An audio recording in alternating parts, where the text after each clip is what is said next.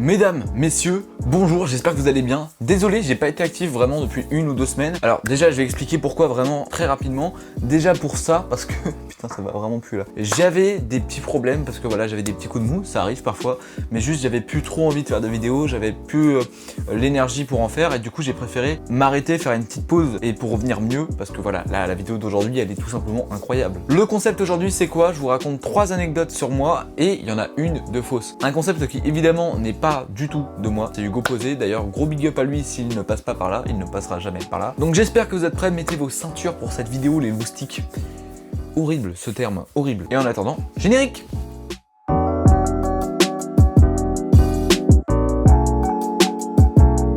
Alors, il y a des anecdotes, je tiens à préciser, j'en suis pas moi particulièrement plus fier que ça. D'ailleurs, je suis pour la plupart pas très fier. Parce que j'avais pas le recul nécessaire, parce qu'il y avait des choses dont j'avais pas connaissance, et ne faites évidemment pas ça, hein, s'il vous plaît. Alors déjà, première anecdote, c'était quand j'avais à peu près autour des 7 ans et demi. Donc c'était dans une résidence chez des gens qui étaient assez aisés, on va pas se mentir. C'était dans une famille d'hôtes, voilà, avec mes parents, mon frère. Donc en fait, voilà, c'est des gens un peu un gîte où est-ce qu'ils t'accueillent et tu vis chez eux, tu vois. Et en fait, il y avait un couloir chez eux, un long couloir, et toutes les portes de droite quand on sortait de notre chambre, parce que notre chambre était au bout de ce couloir, c'était chez nous, et toutes les portes à gauche, c'était pour eux, interdit d'y aller, machin. Le problème, vous me connaissez, je suis con. Et si vous voulez, un matin, en se réveillant, il y avait donc mes parents et mon frère qui étaient là-haut en train de jouer dans la chambre. Et donc mes parents étaient en bas en train de prendre le petit déjeuner avec les gens de la chambre d'hôte, donc qui étaient très gentils. Ils discutent, ils sont cool, mais on va pas se mentir, on parle pas la même langue quoi. Par exemple, pour vous donner un exemple, il y en avait un qui était dans l'art abstrait, donc il faisait de la peinture pour être plus précis. Et pour ceux qui pratiquent l'art abstrait ou la peinture abstrait, vraiment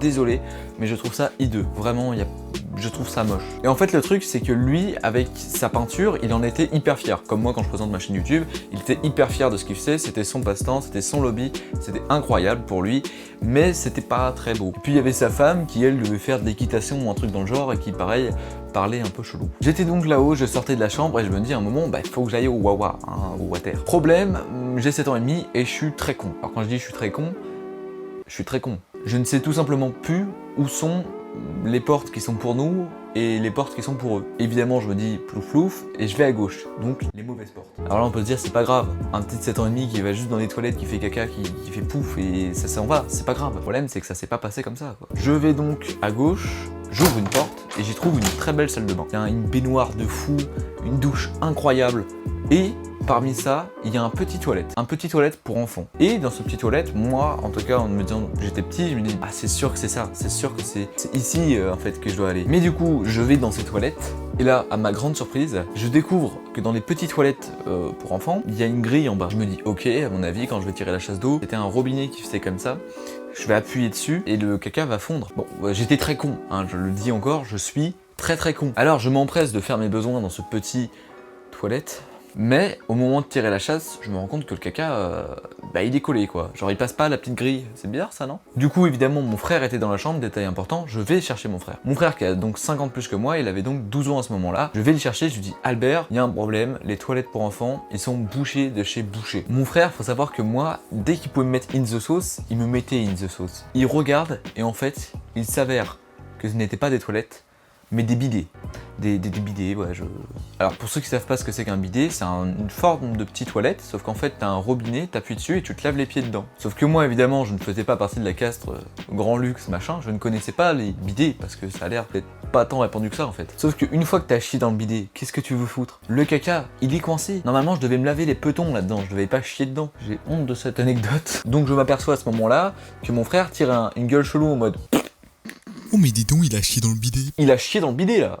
Il a chié dans le bidet le con. Alors, à défaut d'avoir chié dans le bidet, fallait avoir trouvé une solution parce que d'une, il m'apprend que c'était pas là que je devais chier, que c'était pas notre salle de bain et que le caca pour le retirer là, ça allait pas être facile quoi. Donc mon frère descend immédiatement en bas, voir ma mère qui était au petit déjeuner et pour vous mimer la situation dans laquelle elle était, oui parfaitement, très belle peinture, hein, très belle. Oui. Attends mon maman, je discute avec la dame. Oui. Ah oui. Il est très beau votre cheval. Comment il s'appelle? Rodrigue. Bon, vraiment, il faut que je te dise un truc dans l'oreille. Oui. Alors attends, vas-y, dis-moi. Excusez-moi, hein, dis-moi. Charles, il a chié dans le bidet. Comment ça, il a chié dans le bidet? Il est allé dans les mauvais trucs et il a chié dans le bidet déjà. Non, excusez-moi Sylvie, continuez. Oui, alors, juste, je vais aux toilettes. Je reviens Sylvie, hein. Pas de soucis, je reviens.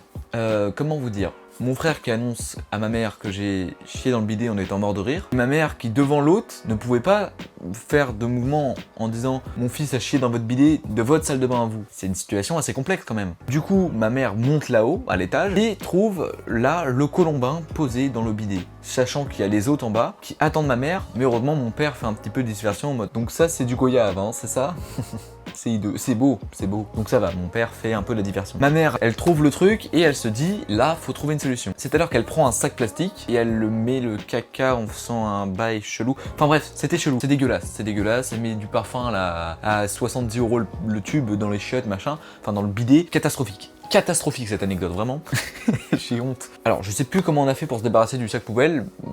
Là, sur le coup, trou de mémoire. Alors évidemment, on finit le petit-déj, et c'est au moment de partir, ma mère dégaine un billet de 20 € et dit « Désolé madame, votre fils a chié dans le bidet, mais je vous promets que j'ai nettoyé. » Et les gens de la caste supérieure étaient là en mode « Ah bah fallait nous le dire, on aurait pu nettoyer !» Comment ça, t'aurais pu nettoyer? Tu aimes la merde ou comment ça se passe? Voilà, c'est donc la fin de cette première anecdote scandaleuse.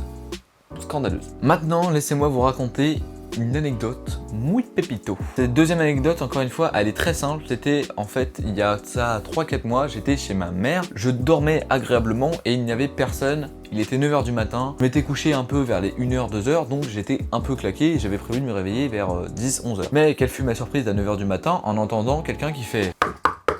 Alors ça toquait fort, mais quand je vous dis ça toquait fort, c'était pas comme ça, c'était plus des... Alors, moi, évidemment, je dormais tranquillement. Je me dis, il y a ma mère qui est en bas. J'ai la tête dans le cul, juste, cherchez pas. Je me dis, il y a ma mère qui est en bas. Évidemment, ça toque 3-4 fois avec ce bruit-là. Mais pendant au moins 5 minutes, je me dis, la personne est énervée, je vais descendre en bas, je viens de réaliser que ma mère est pas là. Je mets donc mon meilleur jogging, maillot du Barça ou un truc dans le genre, et je descends en bas. Je suis en survêt complet de foot, mais avec mes cheveux du matin, comme si c'était un mec qui dealait du shit chez lui. Et en fait, je vois clairement, je vois qu'il y a personne devant la porte. Mais au moment où j'ouvre, je vois du coin de l'œil, une camionnette bleue entrer dans la cour. Les flics. Rien ne va. Les flics étaient tout simplement arrivés chez moi, et là, clairement, in the sauce le Carlos, in the sauce. J'avais encore la voix un peu comme ça, machin. Bon bref, c'était catastrophique. Alors j'ai rien contre la police, hein, mais vraiment quand tu vas chez les gens le matin, que tu les réveilles en bourrinant sur la porte et tout, moi, à ce moment-là, je dis bah, ils vont faire une perquisition dans la maison. Alors je comprends pas ce qui se passe, et eux, apparemment, non plus. Alors c'était deux jeunes qui avaient 25 ans, je leur ouvre la porte, je leur dis bonjour, ça va? Et évidemment, ils me disent bonjour, est-ce que tu peux nous dire où est-ce qu'il est ton frère? Bah écoutez, mon frère il est au travail. Non, parce qu'on a essayé de l'appeler, il répond pas. Je vais vous expliquer pourquoi il répondait pas. Déjà, mon frère, d'une, il répond pratiquement jamais, et surtout, là, le numéro était non attribué. Le numéro qu'ils appelaient était non attribué. Pourquoi? Parce que mon frère avait changé de numéro de téléphone dans la semaine, et du coup, il ne pouvait plus le contacter. Et donc, ils sont allés chez mon frère pour voir s'il était chez lui, parce que mon frère a 20 ans et qu'il a sa maison. Donc, ils vont chez lui, pas là. Ils le trouvent pas, que dalle. Mais il y a une petite dame qui passe dans la rue et qui dit ses parents, ils habitent là-bas à telle adresse, essayez d'y aller. Parce qu'évidemment, en fait, on habite pas très loin, il y a 500 mètres entre la maison de ma mère et la maison de mon frère. Voilà comment ils sont arrivés sur moi. Donc moi, évidemment, un peu inquiet, je me dis mon frère a fait une connerie. Il a buté un mec. C'est un malade mon frère, c'est un déglingo. Mais je me dis quand même qu'il a pas dû faire un truc si grave, mais qu'il y a quand même les flics qui sont là à 9 h du mat. Ça casse les couilles la grasse mat. Alors évidemment, moi défoncé et un peu tétanisé par la peur, je leur réponds quand même avec un peu de peine. Alors pourquoi est-ce qu'il répond pas quand on l'appelle? Bah ça doit être parce qu'il a pas son téléphone près de lui vu qu'il est au travail. Ok, donc juste, il va nous falloir que tu nous donnes son numéro de téléphone. Alors juste, moi j'ai aucun souci avec mon frère, mais juste on communique pas beaucoup, et j'avais oublié de lui demander son nouveau numéro de téléphone. Du coup, moi comme un con, je suis le matin, enfin j'ai oublié un peu ce qui se passait. Du coup, je lui donne le numéro de téléphone. Il dit la fin de mon numéro. Je lui dis 06 62 94 13. Ouais c'est ça, bah vous l'avez en fait, appelez-le. Sauf que le gars me dit en fait clairement, bah j'appelle devant eux et le numéro est pas attribué. Et là je me trouve con parce que du coup j'ai pas le numéro de mon frère. Mais alors du coup comment je peux le contacter? Et comment ils peuvent le contacter? Parce que là c'est la merde. Et là il me dit bon alors tu vois quand là ton frère? Moi un peu stressé, je me suis dit ça se trouve ils vont se cacher dans les buissons, ils vont choper au moment où je vais dire l'heure, mais je vais quand même dire la vérité parce que je suis un gars bien, tu vois. Je dis bah mon frère je le vois le soir et parfois le matin. Ce à quoi les flics me répondent, ok, dès qu'il rentre tu dis qu'il appelle le commissariat. Et là je me permets quand même de poser la question au policier. Écoute-moi bien, ton frère il a trouvé une urne et il pensait que c'était une urne qui avait été enfouie depuis des années, mais en fait c'est une contrefaçon. Donc ton frère, il faut qu'il nous rappelle pour qu'on lui dise que c'est pas la vraie.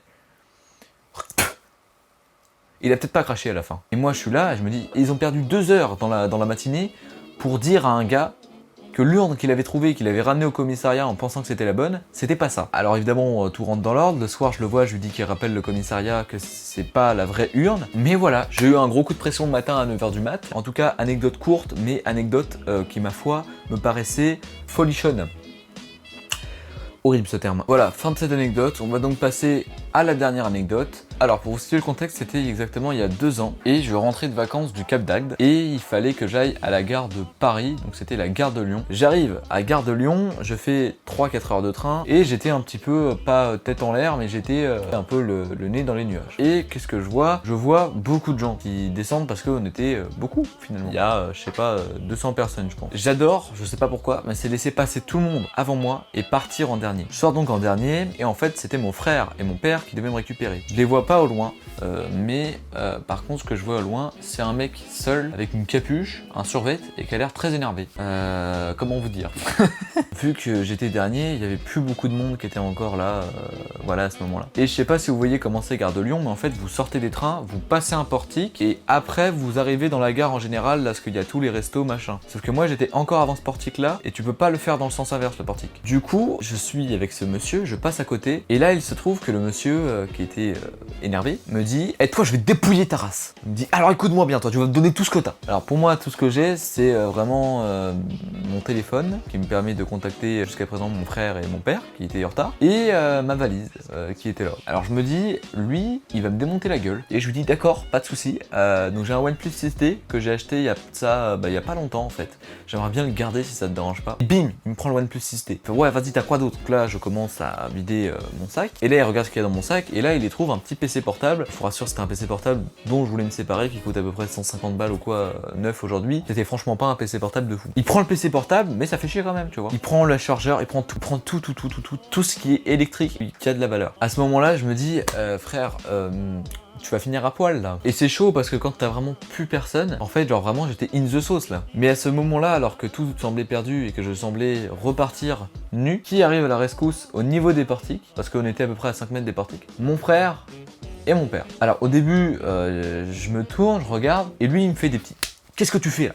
Qu'est-ce que tu fais là? Je fais écoute, j'ai rien contre toi, mais juste là, est-ce que je peux y aller? Je t'ai donné tout ce que j'avais, est-ce que je peux circuler? Je passe le portique avec le gars derrière moi, il semblait du coup lui pouvoir partir de son côté, mais voulait rester derrière moi au cas où quand même, tu vois. Je passe en premier, et si vous voulez, c'était mis chacun d'un côté du portique, c'était 3 portiques en fait, et eux s'étaient mis chacun d'un côté du portique, pour pas qu'on les voit parce qu'ils sentaient la merde venir. Au moment où je passe, je les vois sur le côté, et tu sais comme un con, je les regarde comme ça, en mode vous faites quoi caché derrière le portique, tu vois. Et le gars qui passe derrière moi, il capte que je regarde. Alors il passe le portique, il commence à mettre une baigne, oui une baigne, à mon père, donc il veut mettre une droite à mon père parce qu'il comprend qu'il veut le mettre au sol pour récupérer les trucs. Et mon frère, héroïque, arrive par derrière, le plaque au sol et on l'a maintenu au sol jusqu'à temps que je reprenne mes affaires. Alors ça paraît compliqué, mais à 3 contre 1, bizarrement, avec quelqu'un qui faisait 85 kg ou 80 kg et moi, même si j'ai une petite masse à l'époque, puisque je faisais 60 kg et quelques, le gars a pas grinché à redonner les affaires finalement. Mais j'avais le seum parce que dans la chute, il avait pété la charnière de mon PC portable, il avait fait une fissure à mon téléphone portable.